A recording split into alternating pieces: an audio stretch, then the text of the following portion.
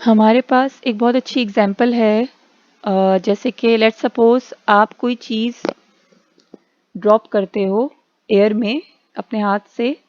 आपने कोई टॉय या कोई चीज़ ड्रॉप करी ज़मीन की तरफ, आपने उसको कोई फोर्स नहीं दिया, आपने किसी भी किस्म का उस पर फोर्स अप्लाई नहीं करा नीचे की तरफ, लेकिन फिर भी वो खुद ही नीचे आ रहा है ज़मीन की तरफ, क्योंकि ज़मीन के अंदर एक अट्रैक्शन है जो उसको अपनी तरफ खींच रही है, और वो है ग्रेविटी। उसको हम बोलते हैं ग्रेविटी। तो ये मोशन जो हम अपनी तरफ खींच रही होती है चीज़ को, एक फ्री फॉलिंग बॉडी को, उसको हम कहेंगे मोशन अंडर ग्रेविटी। और ऐसे में जो स्मॉल चेंजेस होते हैं एक्सेलरेशन के विद एल्टीट्यूड, अगर हम उसको निगलेक्ट कर दें तो इस मोशन को हम कहेंगे फ्री फॉल। और ये एक बहुत अच्छी एग्जांपल है constant acceleration, uniformly accelerated motion की, यानी जिसमें मोशन जो है हमारे पास एक्सेलरेशन कांस्टेंट होता है। हम लोग इस वर्टिकल मोशन को जो ग्रेविटी के अंदर ग्रेविटी के थ्रू हो रहा होता है, इसको हम यूनिफॉर्मली एक्सेलरेटेड मोशन भी कहते हैं। और इस एक्सेलरेशन ड्यू टू ग्रेविटी को हम लोग जी से रिप्रेजेंट करते हैं।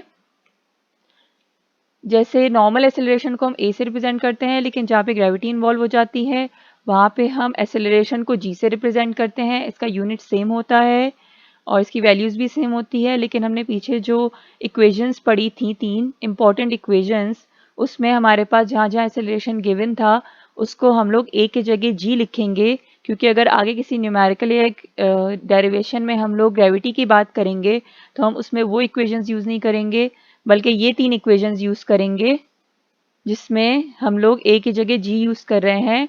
और हमेशा ग्रेविटी की जो वैल्यू होती है वो कांस्टेंट होती है, एंड दैट इज़ 9.8 मीटर पर second square.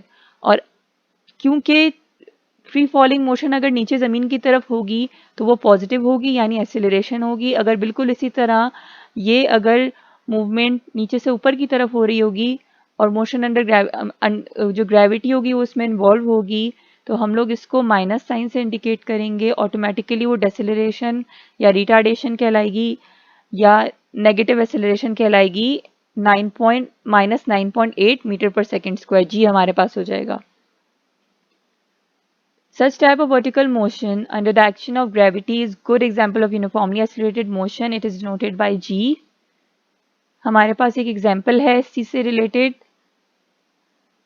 A ball is dropped from the top of a tower. Tower के ऊपर से हमने बॉल फेंकी, और if it takes 5 seconds to hit the ground, इसको 5 सेकेंड लगे ग्राउंड को हिट करने के लिए। Find the height of the tower and with what velocity will it strike the ground.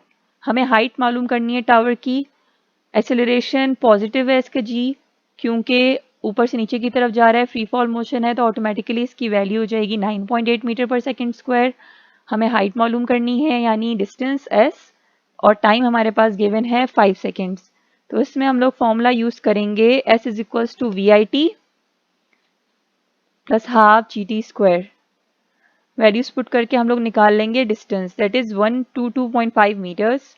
अब हम लोग कैलकुलेट करेंगे, यहाँ पे नेक्स्ट पार्ट है, with what velocity will it strike the ground, यानी किस वेलोसिटी पे ये ग्राउंड को स्ट्राइक करेगा।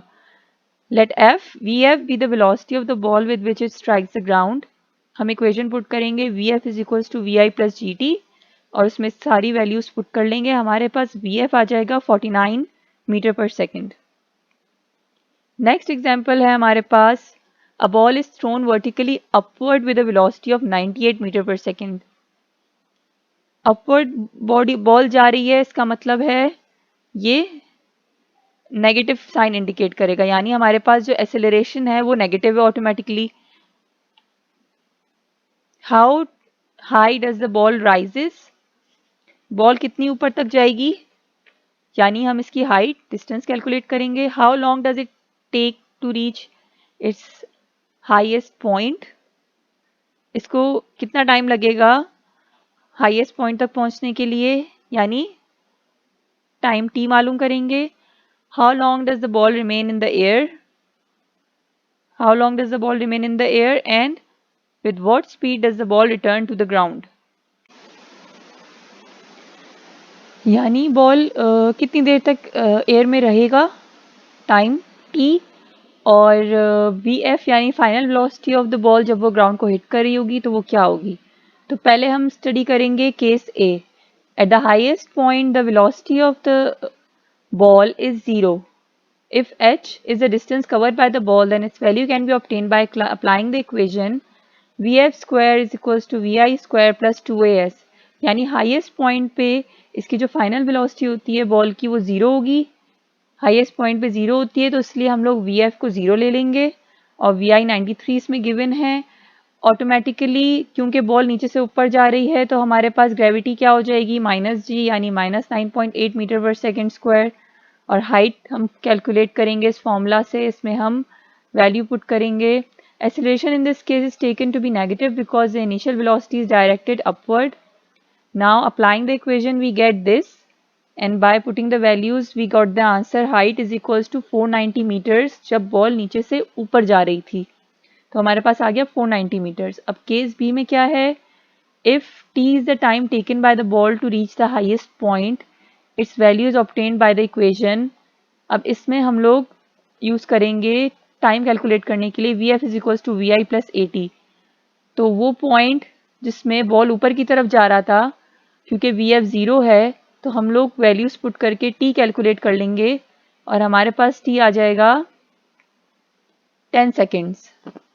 नेक्स्ट है the ball remains in the air during the time interval in which it goes from the point of projection to the highest point and then comes back to its initial position. Let this interval be t seconds is 0. The value of t can be calculated by the equation हमारे पास है s is equals to vit plus half at square से हम लोग calculate कर सकते हैं। इस point पे हमारे पास डिस्टेंस जो है वो 0 होगा। डिस्टेंस हमारे पास इस पॉइंट में 0 होगा क्योंकि the net displacement after t seconds is 0.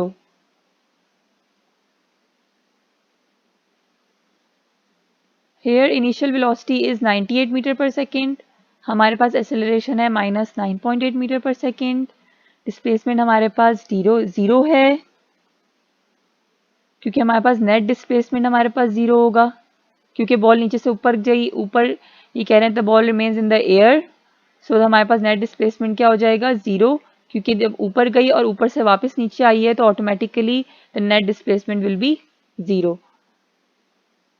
The value of T can be calculated by this equation. हमारे पास हम लोग इस इक्वेशन में वैल्यूज पुट करते हैं तो हमारे पास आ जाएगा t is equals to 20 seconds.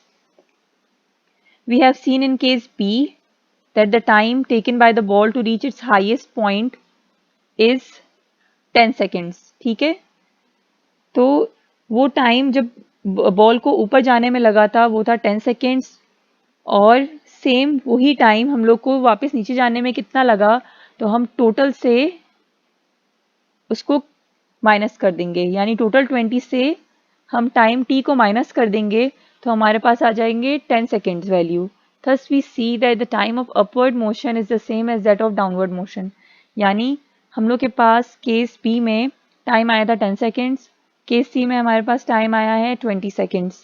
ठीक है, ये टोटल टाइम है नीचे से ऊपर ऊपर से नीचे दोनों के हाइट कैंसिल हो गई तो नेट डिस्टेंस हमारे पास 0 आ गया था ऑटोमेटिकली तो इस वजह से हमने उसको 0 पुट करा।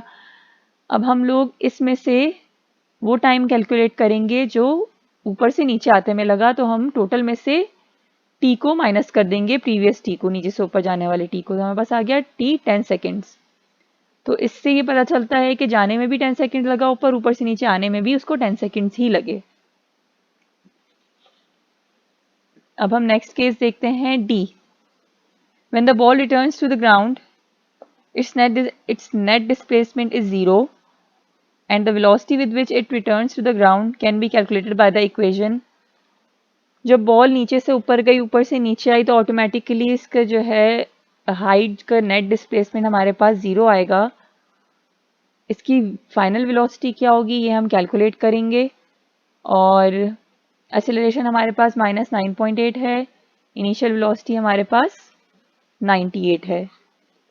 हम लोग ये वैल्यू पुट करेंगे V F square minus V I square is equal to 2as में हमारे पास क्या आ गया वी एफ 98। हमने प्लस माइनस दोनों वैल्यूज यूज करी है 98 मीटर पर सेकेंड, क्यों द वैल्यू प्लस 98 मीटर पर second correspond to the instant when the ball was projected up, and thus minus 98 meter per second is the velocity with which the ball returns to the ground. The negative sign tells us that the direction of motion of the ball when it returns is opposite of that of initial velocity. So the ball returns with a speed of 98 meter per second in the downward direction.